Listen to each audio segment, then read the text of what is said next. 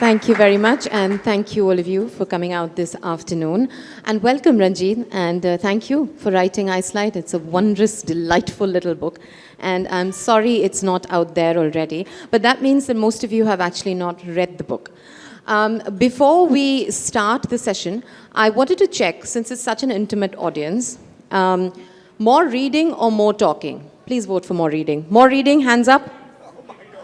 Excellent, my kind of audience. So there we are. We start with the reading. It'll help set the tone and get us started.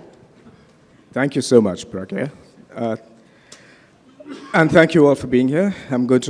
Clearly this is the mood of the moment, so I'll start with a poem, but I do hope we'll talk about this work.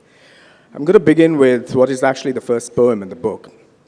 It's called Tacet, which is, many of you will know, is a musical direction for a pause, a silence, which is why one shouldn't talk so much, I guess, but stuff happens. Tacet. She stood under a drizzle of copper leaves, mouth opened in a hymn of praise, voice tacet, only the chirping of sparrows heard on the terrace above the sleeping town. Be opaque, her sisters had said, because this crust is what will get you through, standing above the chasm opened in the eastern rock. She thought, what if there was no border between flesh and light? What if I had no skin? Of what am I the barometer? Excellent, thank you. Thank you, Ranjit. I was wondering if, as I was reading the book, I was wondering how you would describe some of the threads that run through Icelight and the starting points for some of the poems that we find on these pages. I think for me, Icelight is a collection of poems that comes out very, very strongly under the sign of what we've been through in these last few years.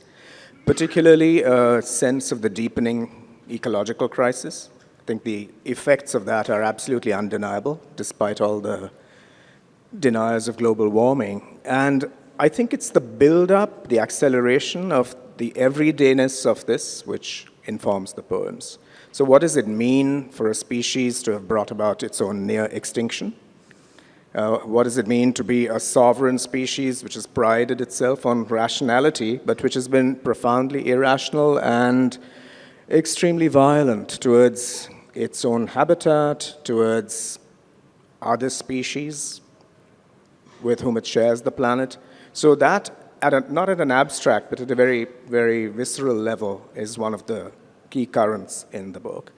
But also, as with this poem that I just read, this question of what is it that binds us to other beings, the non-sentient beings, the larger web of life. And increasingly, that's become a major preoccupation with me. Not this notion of the individual self, but something more like a individual self.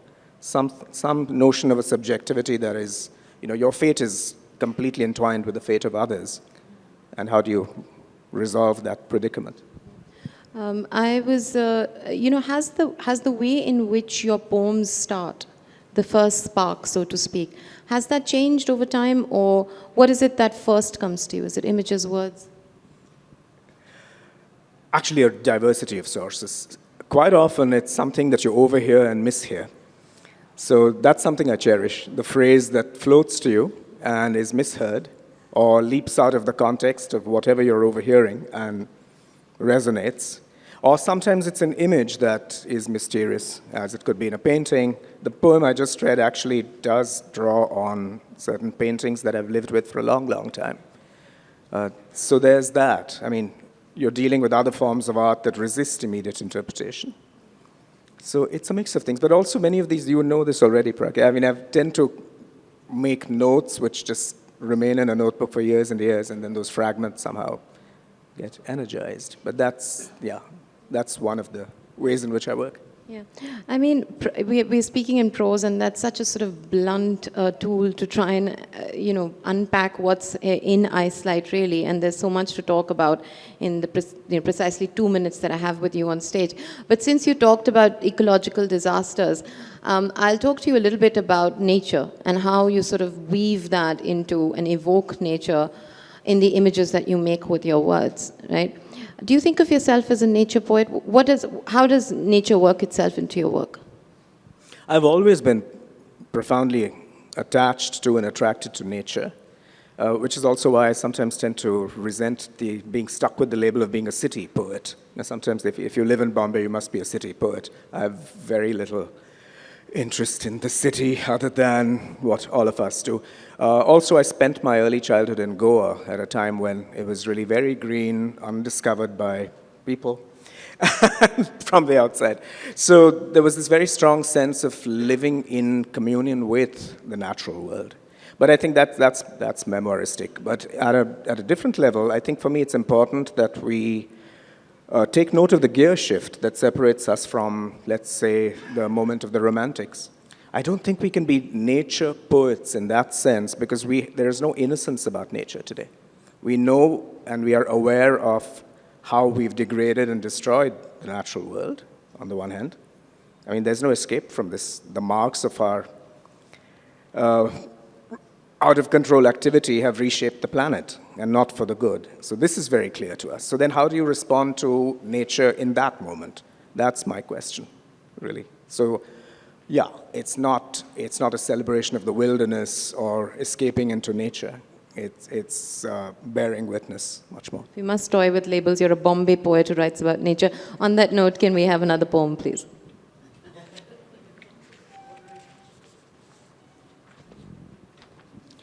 This one's called Eclipse. You waited all night for the eclipse. A panther loped down to the lake and swallowed the moon. Another night you thought the wind had called for truce. The moon never crossed the laterite border. A third night, searching in this field where the sky had rained stars, you found the moon buried in a furrow that a yoked bull had measured in loops from left to right to left, turning and returning. Speak, lunatic angel, which was the right way? Was I implement or impediment? All night the eclipse waited for you. Another one? Should we ask him for another one? Yes, one. These hapless souls have no choice but to agree with you, Pragya. They're just stunned into silence. Okay, this one's called Obad. Rumors of wind, banners of cloud. The low earth shakes, but the storm has not arrived. You pack for the journey. Look up, look through the doors at trees shedding their leaves too soon. A track on which silk shoes would be wasted. A moon still dangling above a boat. Wearing your salt mask, you face the mulberry shadows. The valley into which you're rappelling is you.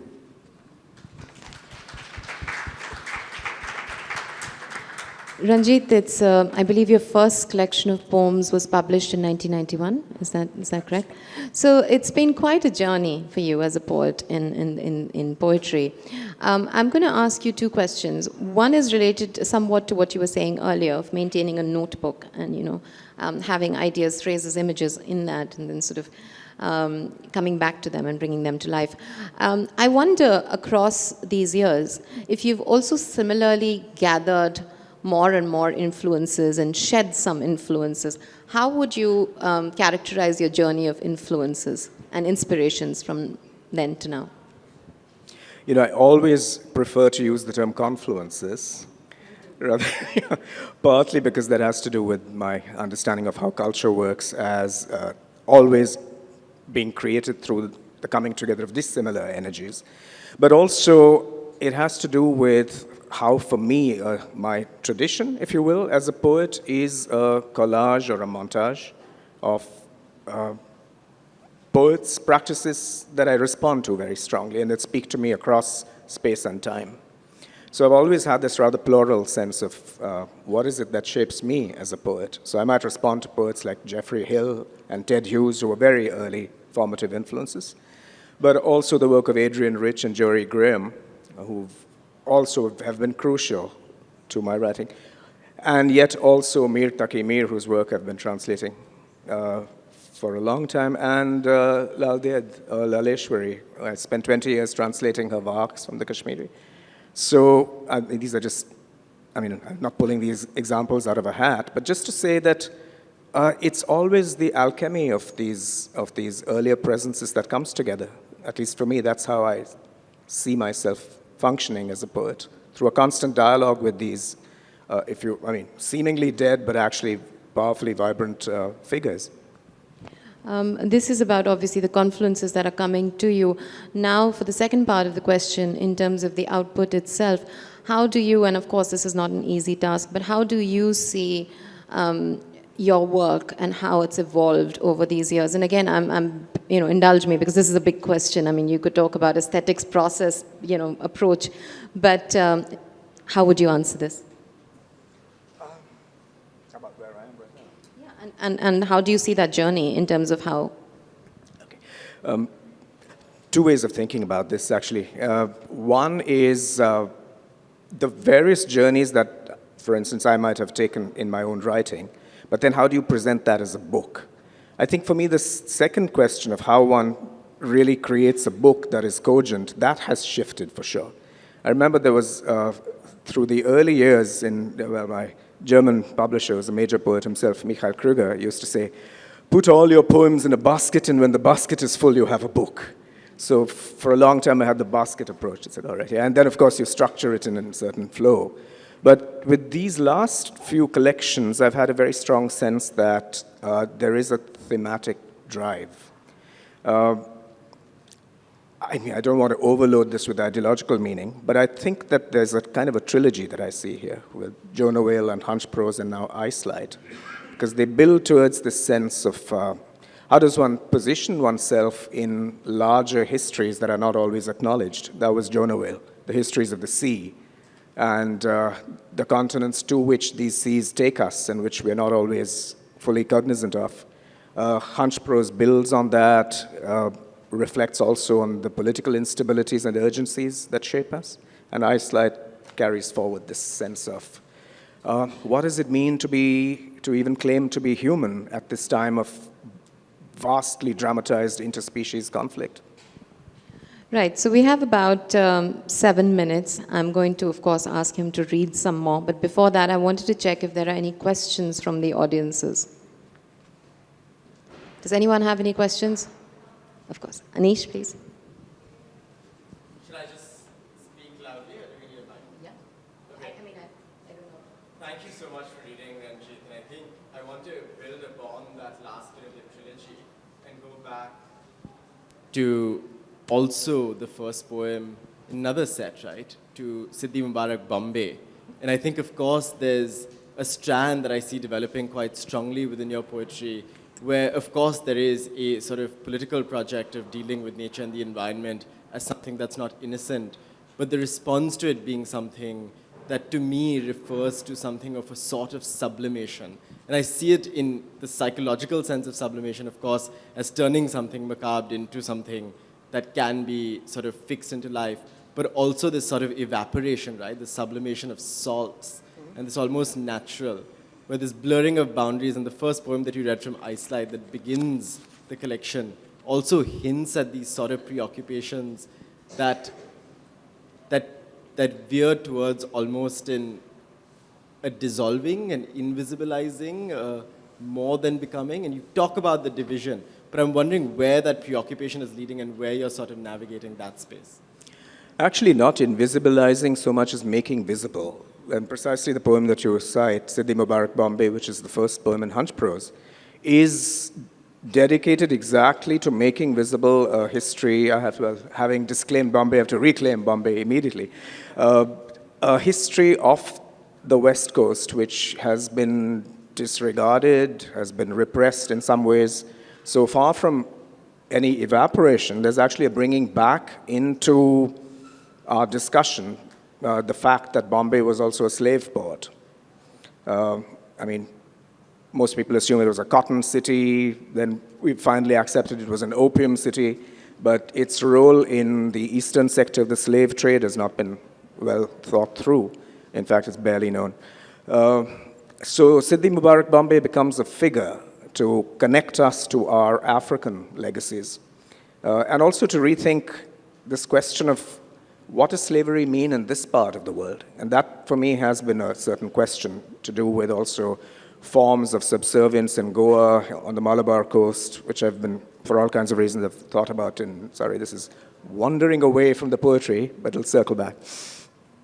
So just to think about how there were different possibilities of life, the waxing and waning of life and consciousness, as Brigupati Singh puts it in another context. What does dislocation bring you is a key question for me. Yeah, and so that's not making things vanish, but to bring them back into visibilities is what happens through these three books. It's only right that you read the poem now. Which one? Siddi Mubarak Bombay. Oh my God, 11. Okay.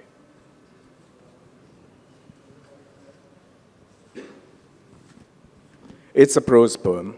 And most of what you need to know about Siddi Mubarak Bombay is in it, but we'll talk.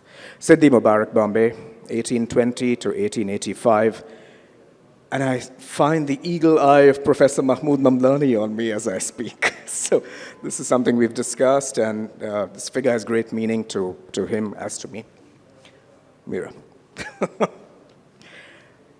I should go home now, but I forget where that is. A child, I was sold for a length of cotton and hammered into a link in a chain of caravans, taken across the sea in a dhow. The Arab slavers had been generous with the whip. The Gujarati merchant who bought me had a sense of humor. He called me Mubarak, blessed. Many years I worked for him in Bombay, city of opium warehouses, city of cotton godowns, city of spice stores, city of jahazis, munshis, khalasis, sarafs, bishtis, sepoys. That was the only family I knew. So I called myself Bombay. My Seth died, leaving instructions that I was to be freed. I went back to Zanzibar and built a house. In Bombay, I was a Siddi, a man from the Zanj, a man the color of night. In Zanzibar, I spoke Gujarati, Hindustani, 2 words of English, stuttered in Kiswahili. But this new old country spoke to me in rhymes of soil, sand, river, jungle. It brought me gold, coral, also pearls. Speak, Sahib, Bwana speak, wanted me to be his guide. Then Burton Sahib came, Bwana Burton. Then Bwana Stanley. Bwana Speak was looking for the source of the Nile, so were they all. I was their compass and their sextant. With them I looked for the source of the Nile. Once, we nearly died, as if the journey was cursed. Burton Sahib vomiting all the time, Bwana Speak going blind, his eyes gummy and swollen with too much dreaming. At last, Ujiji, the lake rippled from one end of the world to the other, wide as a sea cradled in a giant's palm. God, forgive us, we tried to cross it.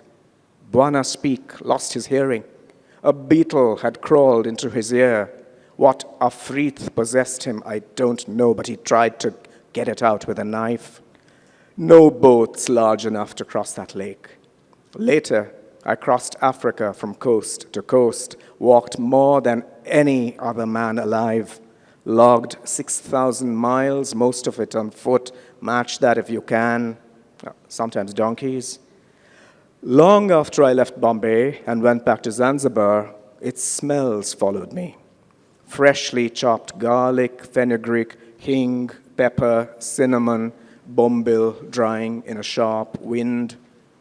Bombil, I would say to myself, sitting on my stoop, looking across the sea, rolling the syllables in my mouth. Bombil, surmai, bangra, ravas. The masala-thick pungency of one fish after another would settle on my tongue. My neighbors must have thought I was chanting spells. Always brilliant. Thank you, Ranjit. Are there any more questions from the audience? Anywhere? Sure. The mic there. Hello, Ranjit and our host interviewer. I'm a student at the American Institute of Indian Studies. We're studying Hindi. We're looking for Hindi sessions, so we thought this was one. And my question to you is, why do you write in English, and have you written in Hindi? My family has spoken, read, and written English since the since about the 1790s. So I don't claim to speak for all Indians whenever this question's been asked to me, which has been asked very many times. So it's far from an alien language to me. It's not an alien language for anybody else either in this country. Yeah, I mean, there was a dear old chap in Munich who once said, "Why don't you Indian poets write in Sanskrit?" To whom I said, "Why don't European poets write in Latin?" So the point of this is that this is a multilingual country. English has been embraced and absorbed a long time ago. And as you probably noticed in this poem, one of my linguistic aims is actually to open the fabric of the language out to the languages I hear, the languages that are part of my multilingual being. So this is my response to you. Well, I was hoping to get him to read more and talk more, but this is really not up to me. It's up to them. So if they allow you, the mic is yours. Sorry, no, but are you signing books, Ranjit, after this? Is he signing books? Okay, so his books are available in the bookstore. He will be signing books, so you have the opportunity to meet him thereafter and ask him in person. I'm very sorry, and thank you for being a wonderful audience. Thank you, Ranjit. Thank you. Thank you, Pragya. Thank you all.